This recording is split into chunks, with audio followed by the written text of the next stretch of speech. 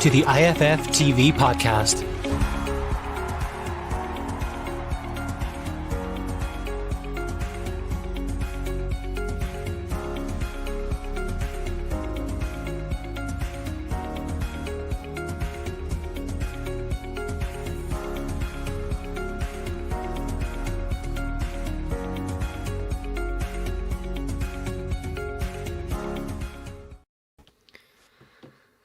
Hello, welcome to Irish Football Fan TV. This is the player ratings from Portugal to Republic of Ireland 1. Cristiano Ronaldo at the double, and it sinks us after for 85 minutes being absolutely outstanding.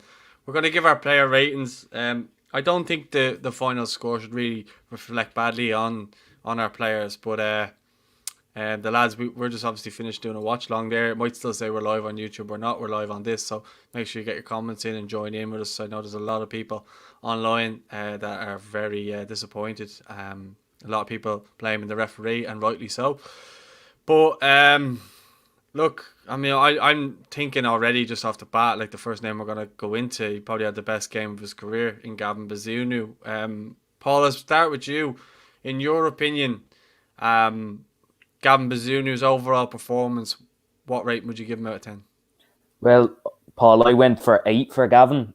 Honestly, saving the penalty was fantastic. There was a couple of moments, maybe he was at fault for Hendrick giving away the penalty. Was it actually a penalty? Who knows? But for the rest of the game, he was fantastic. He was confident. He held the ball well when he was tested. And look, let's be fair, he had no chances for either of those headers. They were really good headers. So 8 for me for Gavin. Okay, that's fair. That's fair enough. Jerry, what would be your rating for him? Yeah, I'd give a similar number as well. I'm going to go with 8 as well.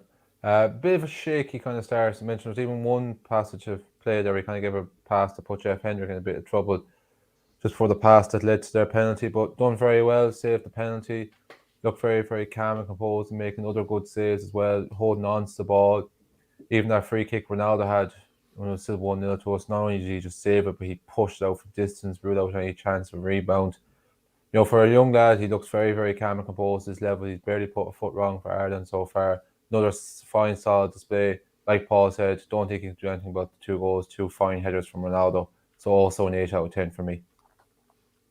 Ethan, I'll come to you and then I'll give mine. Yeah, I'll just echo the 2 lads. I think 8 is probably fair. We obviously could do nothing with the goals. Was very calm and assured, considering that's a big kind of game for him to be playing, especially at this stage in his career.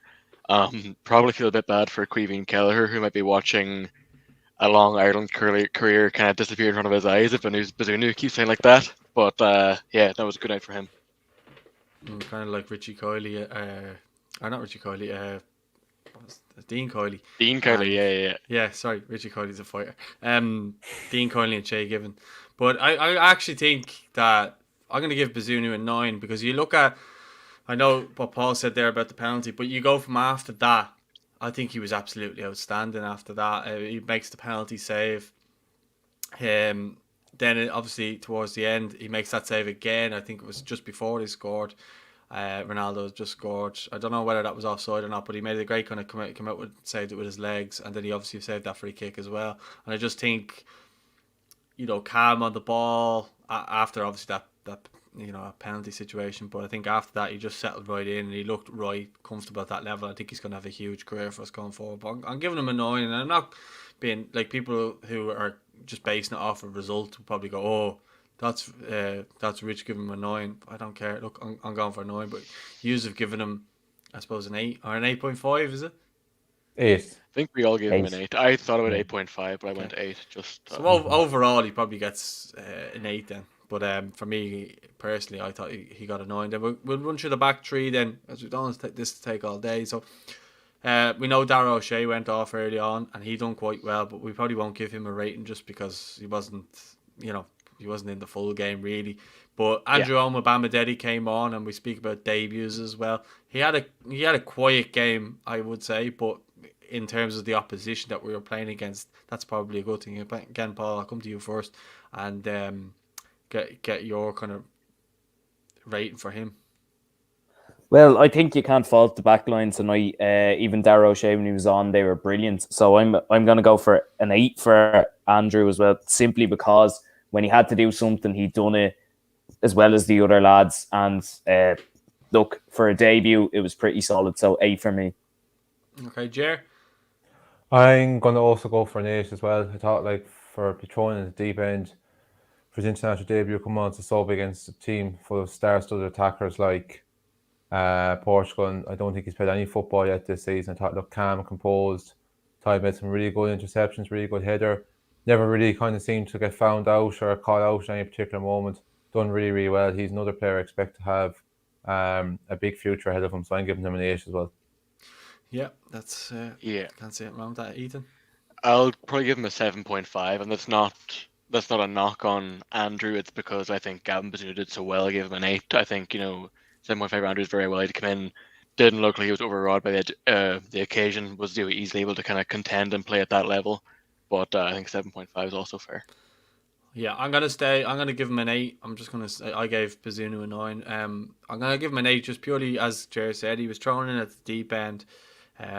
He's shown he can play that level now. If he can play against them and play quite well, I think there's no reason to see him not be a permanent fixture in and around the squad now going forward. It's good and exciting to see these young, good defenders that we mentioned on the watch along. What I did anyway, that these types of experiences will be good for the lads for the future. They won't want to feel this defeat. They won't want to feel this experience again. So they'll be stronger for it going forward, I think. Okay, let's get on to Duffy and Egan. Let's just do them together. I'm going to give 8.5 to Duffy, and I'm going to give a 9 to Egan. Again, the defender for the lives, Egan gets the extra points because he scored the goal. It was a great goal, and I thought he was outstanding. I thought he did brilliant up against Ronaldo. Obviously, the last couple of minutes didn't help anybody, but I thought he was absolutely outstanding. And it shows why I think he should have been bought by a team in the Premier League in the transfer window. I was surprised no one came in for him in the end, but I'm going to go 8.5 for Duffy and 9 for Egan. So, Paul, what about you? I'm going to go the same, Paul. 8.5 for Duffy and 9 for Egan. Obviously, Egan gets the extra half mark for the goal. Shane Duffy was fantastic, threw himself in front of several things, won loads of headers like he normally does. He was back to his best.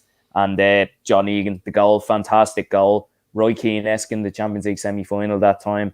So, look, 8.5 for Duffy, 9 for John Egan for me. Sure. I'm going to give both of them a 9. Thought it was Shane Duffy being the usual Shane Duffy that we know and love down through the years there, and thought it was absolutely heroic. The man just throws his head at absolutely everything. Like, there's even one stage, probably only maybe blunder he made, like with the ball rolling along the ground, he went for a diving header when he should have just cleared with his foot. But he just put his foot in, or his head in most places where you wouldn't. Absolutely heroic, great blocks. And Egan as well, astonishing, fantastic display. Got the goal, obviously. Same as you, like, I think he proved again tonight. Like, I can't understand how some Premier League club did not snap him up in that window gone by. Now, I do know he hasn't particularly started the season that well with Sheffield United, but it's good to see if that is the case. He didn't bring that performance this game. The two of them were absolutely outstanding. And like every other Ireland player on the pitch, you couldn't fault them for their desire, effort, and commitment to the cause tonight. So they both get a 9 out of 10 for me. And Ethan, lastly. Yeah, I think I'll probably go along with Jerry. I think they'll both get a 9 from me. Egan, obviously, the goal, played well all around. There was one point, even I think Jamie Mcgrath gave the ball away, and Egan stepped in to prevent. I think it was maybe a 4-on-3. He stepped in to prevent that. So that was another kind of great one for him. And Duffy again has carried on his refound and newfound club form in their jersey. Back what we know, back what we need. If he's playing on like that in any game, we can go in and kind of think we've got a good backline and a good defense. So I want to see more of that going forward if we can. But yeah, 9 for them both. Just in the comments, it's just sheer rage at the referee coming in the whole time there. Honestly, just I'll read the comments out at the end, guys, so you can keep them coming in. We'll read them out at the end really quickly. But we're going to just move on to the wing backs again. It's hard to give anyone in that defensive line anything more or anything less than maybe 8.5 or a 9 in my opinion. I thought Coleman was outstanding the whole game as well. I'm going to give it an 8.5. And I think Doherty probably had his best game for Ireland that I've seen him play anyway, in terms of a whole game in which he was quite involved. And he was on that left-hand side. I'm going to give him an 8.5 as well. So I think for me, the two wing-backs get an 8.5. Our whole defensive line I think there I've not given. Well, I think Omar Bamidele got an 8, but that's because he kind of was like a sub that came on. Thought he was very good too. Paul. I just went for 8 for both of them. I didn't think we were doing half marks, but I threw it in then in the end. But I'm just going to stick with 8 for them because I think the 3 centre halves kind of stole the show. Seamus Coleman was brilliant when he went forward. He really led the team. And as you said, I agree with you. The best Matt Doherty's played in an Ireland shirt. So 2 8s from me. Sure. I'm going to go for an 8.5 for Matt Doherty and 8 for Seamus Coleman. I just kind of felt maybe a little bit towards the end, maybe just Seamus Coleman's legs kind of gave in to him. I didn't find him as influential in the second half as the first half. Now, in fairness, Ireland were not launching as much counter-attacks, which I thought Seamus Coleman was brilliant at the heart of in the first half. I absolutely loved his kind of true kind of leadership captain role. So always squaring up to Ronaldo, always giving it back to him, not afraid to kind of get stuck in that kind of way, even on the verbals and stuff like that. Doherty, I agree.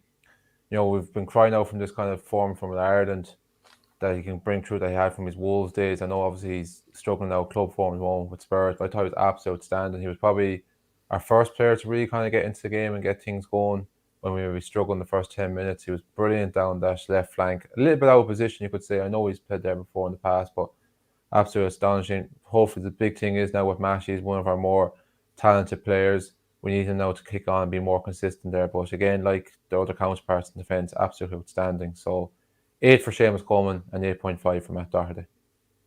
Ethan? Yeah, I think I'll go along with the other Paul and 8 for them both. I think they both played quite well, but the centre halves really kind of stole the show with the amount of blocks and, challenges at the very death and that kind of thing really, kept Portugal out for so long. Coleman, obviously, you're going to get from him great as always, proper leader on the pitch, reassuring, Andy next to him, keeping us going when we need to, talking to the ref when it needs to happen. And Doherty, like Jerry said, that's what we've been crying out for, to see him in an Ireland jersey. So hopefully that's the start of maybe, him finding his feet in the Irish jersey, because that's going to be a big help to us as well going forward. Yeah, no, I agree. I still think across the whole back line and the wing backs, they were all absolutely outstanding, and it's hard. Like, we were 1-0 up to the 89th minute, let's not forget. Well, yeah, we would like to forget, but yeah. But midfield then, I think Josh Cullen again. I said throughout the game, I thought he was probably my man of the match. I thought he was excellent. I thought he was everywhere. He was winning balls at the front post the whole time, and he was just doing really well. I'm probably going to give Egan and Bazunu better ratings than him, so I'm going to go 8.5 for Josh Cullen. I think he had a really good game. I think we'll just rate the 3 midfielders. Will be Hendrick. I'm going to give it 7.5. I didn't think he done anything amazing. I didn't think he was brutal. I thought he had just a good solid game. I know, Jay, you were critical towards his block towards the end of the game. The goal was offside, in reality. It just wasn't checked for some reason. But then Jamie, who was the other midfielder? Because Jamie Mcgraw was kind of right side. I can't even think now off the top of my head. It would have been Jamie Mcgrath because, you have Doherty, Coleman, Egan, O'Shea, Duffy, Bazunu. So it would have been Mcgrath, I'd say. Yeah, all right. Well, he was kind of playing on the right side, but then again, Coleman was going into that area. Nearly more like a 5-2-3, yeah. It was a weird kind of formation, but we'll kind of just do it like that. So the 3, anyway. Again, Jamie Mcgrath, I'd probably give similar rating to Jeff Hendrick. I think for me, the standout midfielder for us was Josh Cullen in that midfield. I thought they all played well, though. So, Paul, I'll bring it to you. So 7.5 for Hendrick and Mcgrath for me, and an 8.5 for Josh Cullen. Yeah, well, I went for an 8 for Josh Cullen. I thought he was brilliant. His passing was fantastic. He put Conley in a couple of times with an outside of the football, several times. And look, you've seen the quality there. See what playing week in, week out does for you. And 8 for me. Jeff Hendrick, I'm going to give him a 7. He's just lost the half mark for me because of okay, maybe it's harsh, but he probably could have got that ball out for a throw-in rather than giving it straight to the Portuguese man. Maybe it's harsh, but look, it was a goal at the end of the day, even if it was offside or not. And Jamie Mcgraw went for 7 as well. He got the assist. It was a cracking corner. And look, that's it. He was kind of in and out of it besides the corner, made a couple of good tackles. But yeah, so I go 7 for Hendrick, 8 for Cullen, and 7 for Jamie Mcgraw. Okay, Jer. Are you distracted by something there, Jer? No, it's just I still have the TV on. It's just I'm watching the disc throwing from the Paralympics from the highlights. Sorry there, lads. I'm going to go 7.5 for Josh Cullen. I thought he was a little bit kind of slow to start the game, but I thought he really kind of came into it. Like you said there, Paul Tierney, he played some great balls into Aaron Conley. He actually played the ball into Aaron Conley that led to the corner that came from the goal. I thought in the second half he was heroic. I thought he offered brilliant protection to the defence, got some good interceptions in, managed to slow things down, keep the ball for us when really badly needed. So I'll give him a 7.5. 7 for Jamie Mcgrath. Thought he done well for his first competitive game, his first start. Obviously whipped in a wonderful set piece. A corner for John Egan's goal. And, you know, he's one of the players who might be worried a little bit because we know he's got good talent, but would have been a big step up from playing with St. Mirren in the Scottish League, and he really showed tonight that he's well able for this level. And you can see why a couple of English clubs were touting around from him. And Jeff Hendrick, game is similar to Paul. I was going to give him a 7, but I'm going to drop him down to 6.5 for that clearance. Look, I know it's easy for us to stand here and you don't know what the way the pace of the ball is coming in. You're in the thick of the action, you're tired and everything else like that. But he just kicked it straight back to where the initial delivery came from, and he gave him an invitation. As Paul said, maybe just put your foot through it, pull out for a throw in. But look, I'm being maybe a little bit nitpicky. It's my views. I don't care. But overall, in general, again, after a sloppy enough start, I thought in the second half, Jeff Hendrick did play very well, apart from that a little bit at the end. But look, I'm not going to go holding against him. It's not anything personal. It's just, maybe it's just a little bit of an initial raw reaction. If you're asking me in the morning, I might be a little bit more generous. At least I didn't go a full. Okay. At least I didn't go a full Joe on it like he did in Kieran Clark after the Luxembourg game. That's true. Yeah, that was long in the memory. For me, I think as well and something else. But Ethan, what's yours? Yeah. I think Coleman was definitely my pick of the 3. I'm going to give him an 8. I think. Strong in the midfield, great at winning the ball back. Obviously, took the corner, but just really solid and disrupted a lot of the play. And he had to kind of take on the burden of that, especially with Jeff Hendrick on a yellow. He had to kind of make sure he was the one there because Jeff couldn't afford to, risk anything. Probably give Hendrick a 7. I think he played well enough, especially being on the yellow. I think he managed it quite well. You would have kind of maybe worried about him because he had to do a lot of defending and a lot of kind of tracking, but he managed to, not get himself in bother, defend well when he had to. I think maybe it's a bit harsh to kind of throw the clearance back at him. I can see the point you're making, but I think that maybe be a bit harsh for me. And he hasn't played as well. Let's not forget we did speak about fitness and stuff like that in the last minute of the game or whatever it was. Exactly. And Jamie Mcgraw, I'll probably give him a 7 as well. I think first half he was quite good. He was willing to run at them. Kind of go forward with the ball, cause some problems. But I'm kind of not surprised he was taken off. Then I think he started to wane a bit his influence, and maybe when it became more of a backs to the wall thing, the games didn't really suit him. He was more of a forward player rather than digging and looking to set up shop. Yeah, well, I think, but that's the midfield then, and then I think we're just left with the strikers, isn't it? Ida and Connolly. I thought Connolly looked our most dangerous person on the counter attack, and he got in good positions, but he just seems to be lacking that little bit of an edge, which I think will come. I just think right now he just needs to stop going down so easily in the box. I mean, every time he gets the ball, the ref knows that he's looking to go down. There was a chance where I think it was in the second half, and he got the ball on his right foot and he had a chance to shoot, but he went down instead. I think he would have been better off getting the shot off than he would have been going down. And I'm gonna give him a 7. I thought he was good, but I didn't think he was amazing. And it's kind of like an ongoing thing. Is kind of the further forward we get, the lesser the ratings I get. And if you get me, from our attacking players, they were good, did what we can. We were backs against the wall, but for me, Conley just gets a 7. I think Ida, he just gets similar. He just did a solid job holding the ball up for us and trying to bring players into play. But he was up against Diaz and Pepe with all their know-how and experience, especially Pepe. I think he was always going to struggle. But look, I think for the most part we've done well for the majority of the game. Obviously the scoreline doesn't lie, and the final scoreline doesn't lie either. But I'm going to give 7 each. A lot of people are giving Conley stick in the comments there, but I suppose, Paul, I'll bring it to you and get your opinion. Yeah, well, I'll start with Aaron Conley. I gave him a 7 as well. I think he done well with what he done. A couple of things, he maybe went down a bit soft a couple of times from challenges, not the penalty, a couple of other times, and it was obvious what he was going to do sometimes. Whereas he does have the pace to beat these players and the skill too, and he should have maybe believe in himself a tiny bit more rather than making it obvious. And I thought Adam Ida done very well. I'm going to give him a 7 as well.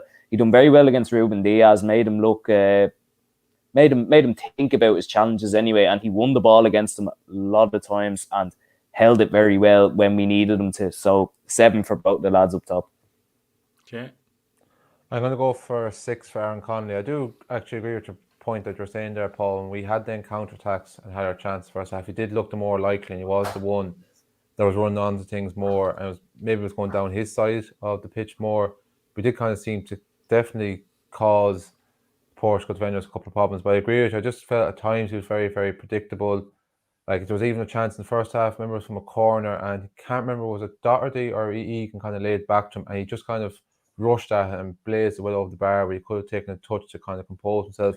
I agree, it's like he's getting a lot of unfair stick in the comments, like people saying like, oh, he's no end product, stuff like that. Like, these are things I think he probably knows himself and we know that he's going to work on, but his effort and his shift and desire, you couldn't question it. There was one stage, remember, in the first half where he kind of got the ball in the centre of the pitch, and if he looked up quick, I think Ida was ready up for the break on the right, but he just died the ball too long and was surrounded by 3 players, and the next thing was kind of gone, and I felt he just kind of faded out of the game a little bit more in the second half, whereas Ida, I kind of felt, you know, when his back's against the job ball and we need to kind of kill time, he won a couple of free kicks, he held the ball up kind of really well just to kill a kind of couple of seconds. I thought he'd done really well for a lone kind of striker. You kind of say that one when you know you're not going to see much of the ball, create much chances. So from that point of view, even though he had a slower start and maybe not as much of an impact in the first half, but I felt when we needed the two of them more to kind of help see out the results, I felt Ida contributed a little bit more to that. So that's why I'll give him a 7 and Conley a 6.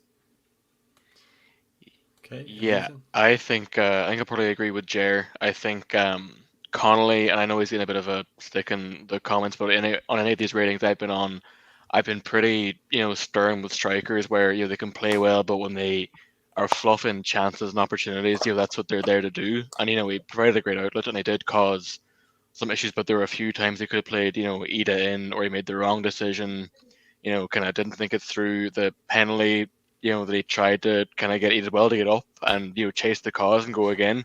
But I think there was no reason to go down there, really, given the contact. So I just think that for maybe the level he's at and what we know he can do, that's a big thing as well. It's not a knock on him, it's that we know what he's capable of. To then, fluff kind of chances in a game like that where if maybe, he kind of been able to capitalize, we could be looking at, a draw or a win. I kind of have to be, harsh or as harsh as I can be. So I'll give him a 6. And Ida, again, I think Jersey did kind of start slow, but I think just because of his size and his physicality, he can always offer you that kind of option when you're kind of, up against the wall. He can give him the ball and he can hold it off. He won a couple of good free kicks for us to, ease some pressure. I think if there was a couple of times he was actually in on goal and he wasn't spotted by Connolly, so, that he could have had a goal there if maybe there'd been a bit more of a kind of link up and better play there. Yeah, just the comments are coming in there. I suppose just to finish on them, James Mclean was probably the only sub that was on long enough. People are giving him a bit of stick there in the comments for the first goal where he could have maybe showed him the line a little bit better. Yeah. I thought Mclean came on and he does what Mclean normally does. He comes on and he runs his heart out and gives passion. But ultimately, I've said it before, and I get stick off people. I just don't think he's up to the international standard that I think other players are up to, and I think that's just natural when it comes to age. He's never been a top end Premier League player. What he's always lived off was being a very fit player who has a really good engine, and I think that now he's going to be playing League One and stuff like that. I just don't think he's the answer going forward. Look, I didn't think we had anything else to bring on. Maybe Troy Parrott, but in that left wing back position, Mclean's a natural fit there. So I understand why he came on, but I didn't think he offered anything. 6.5 or 6 maybe. Paul, what about you? Honestly, I was going to give him a 6, but because he was just caught out so badly for the goal, for a player who has played left back a couple of times. I know he's not actually a left back, but it was so simple how he got beaten. And look, he came back and he won us a corner towards the end of the game with a shot that hit the side netting. But I just don't think I can give any more than 5, really, to be honest. Okay, Jared. Yeah, I'd give him a 5. I think I was contemplating maybe to go a little bit lower because of the goal, but I just think that'd be very harsh. Like in general, he was moments away from being praised and said that he was, came out and see the game out well and helped that defensive unit out. And there's no doubt about it. He probably, closed down space and at other times prevented other crosses or options going off. Just that one time it did kind of stand out. The corner, like as well, he probably done the right thing. There wasn't many options in the box. At least he got a shot away, got a corner over there and anything else like that. Tried his hard. I'm the same as you, kind of, Paul. I've been feeling for the last 2 or 3 years. He's definitely since Mick McCarthy's time. He's not at the international races anymore. I think like the fact as well he's gone down to League One, at least he could always hang on that like, I'm doing it in the Championship at Stoke more than some other players there in the squad. But now they're down in League One with Wigan. I know there's League One players in it, but they're young players starting to build their career. James is on the other end of things, like, but I suppose I still think he'll be involved in the squads, but I do think maybe his time in an Ireland shirt, like, I wouldn't think we'll see much more of him, but we'll see what happens. Ethan, just to finish up then, because we won't give Collins or Malumbi rating. They weren't on long enough. No, not a hope. I'll give him a 5.5. I think he was fine apart from that, one error. I don't think, he was enough reason to kind of put the boot in. I think probably you'd hope that we, don't seem as much just to kind of give other lads a chance. There's no point kind of clinging on. It's not like we're clinging on to Ronaldo, 36, trying to, who's still producing the goods. I think, there's merit really in giving other lads a chance to come on with 20 minutes left away to Portugal when you're 1-0 up and gain some top quality experience. I don't know, maybe that's just me, but I think that that's what you're kind of looking to do now. Yeah, okay, that's fair. I think are we going to give Stephen Kenny a rating, because you've got to be the most unlucky manager I've ever seen in regards to Ireland. I mean, you have a case to argue that Ronaldo should have been off the pitch, number one. 2, you have an argument for the penalty. Was it a penalty? Was it not a penalty? You could have said the ref took long enough to look at it. A lot of people fuming in the comments, and rightly so, about the ref. Then other moments, I think we had a penalty shout. There's other stuff, because we're doing this straight after the game, so it's hard to remember absolutely everything right now, because I know we'll go back and do the final word tomorrow.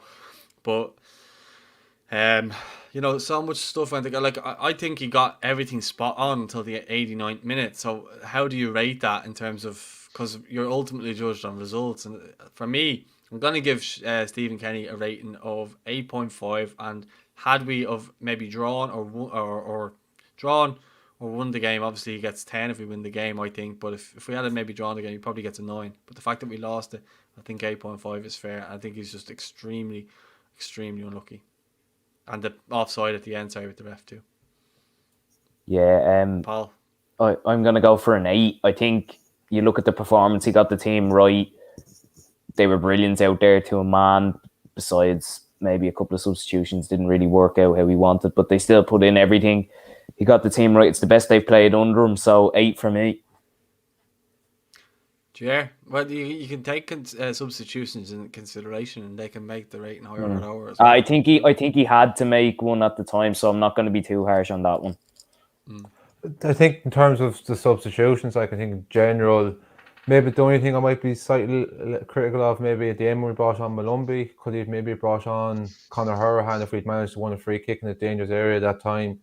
He could have been a good man to bring on. In fairness, my manager could have easily turned around and took Jeff Hendrick off at half times on yellow card, but he didn't. And in fairness, Jeff never lunged in or done anything stupid in the second half. So I suppose that's more of a case his player didn't let him down. Got back bang on, getting on Andrew Oman-Bandetti. He was excellent when he came on. As you say, like, he's just been probably the most unluckiest manager, between losing the shootout last year against Slovakia in a game we should have won, all the COVID cases over the last kind of couple of, nearly every camp, again, including this kind of camp, like, Callum Robinson being ruled out last week. Like, you just kind of fear from then. 2 injury time goals. Now, you mentioned the offside one. The only thing I will say about the offside, I'm not trying to say like, I've been a bit of balance into this or anything else like that, but just like from the angle I kind of see now, I have to watch it back. It did just look like Ronaldo's arm was offside. Now, I know the rule is if it's only any part of your body you can score with, but we've seen goals just allowed last year from VAR in the Premier League for players putting their arm out where they wanted to go. Bamford springs to mind against Crystal Palace. So if that's the case, and if we follow the same rules for all, it still shouldn't be given for offside. You just feel it from, because you kind of felt this would have been a result that would have kind of finally got people off his back. And even though there's so many positives to take away from this game, he's still going to be under so much pressure going into Saturday's game. And people, again, are still... There is genuinely speaking people out there that probably would like to see him again fail and lose on Saturday and against Azerbaijan and be calling for his head. Like, I'm not one of them, but I don't even have to say that I know people. We all know that there's a perception out there like that. But just kind of felt tonight would have been the result to take it for him. But in general, I don't think he really done an awful lot wrong. But you said, like, the result just didn't quite go away. So I'd probably give him an 8.5 as well. Ethan, then? Yeah, I think I'll give him an 8. I think starting 11 was spot on. I think, might have raised one or two eyebrows with, starting Jamie Mcgrath for his first game, or even the inclusion of someone like Hendrick who hasn't been playing, among others. But, that was proven to be the right decision. That to a man, they were all fantastic, really, really good. For me, I would have maybe liked to have seen Troy Parrott brought on at some point. I think that whenever you're kind of looking to, hold the ball up there and maybe be a bit more kind of creative and more useful with your use of the ball, I think maybe he would have offered something a bit better than Aaron Connolly towards the end. But other than that, I can't really make too many complaints. I think and 8's fair, just very unlucky again, and I really hope people kind of cop on and get off his back, because we've no leg to stand on at this stage. Well, I think the criticism of Kenny is harsh. I know. Look, I think we haven't won a competitive game and I think we've played 13 games or something. I don't know if that's 13 competitive games, but he's won 1 in 13. I think that's the stat. But if you look at it from the moment he's taken over from Mick McCarthy, he's literally... COVID happened and the world has not been normal since.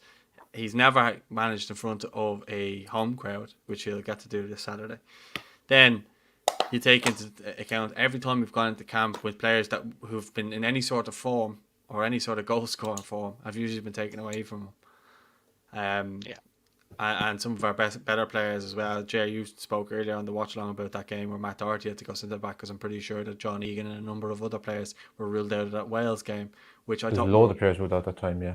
Yeah, which we thought we were quite good, and we thought we were the better team in that game. Probably should have won it. I think Mclean got sent off, and then in the last 10 minutes, and then that's stopped us from attacking. But we looked like the better team in that game. But I just feel like extremely sorry for him.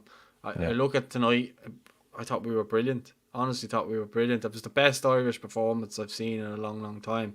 And it's just heartbreaking that you go out and lose that way. And I know everybody's saying, the referee did not help any sort of way for us in that game. And we were fighting an uphill battle from the minute he gave that penalty, I felt. So, but look, anyway, I think, we've checked, we've basically rated everybody. We're not going to give Malumbi and Collins a rating, but let us know your thoughts in the comments. Don't forget to like the video. If you're new to the channel, please don't forget to subscribe as well. And we'll speak to you soon. So stay tuned for all our other content. Gary Spain has content live from Portugal, from Faro at the moment. So check that out as well. And we'll speak to you soon. Thanks for watching. Look. See you, hooks.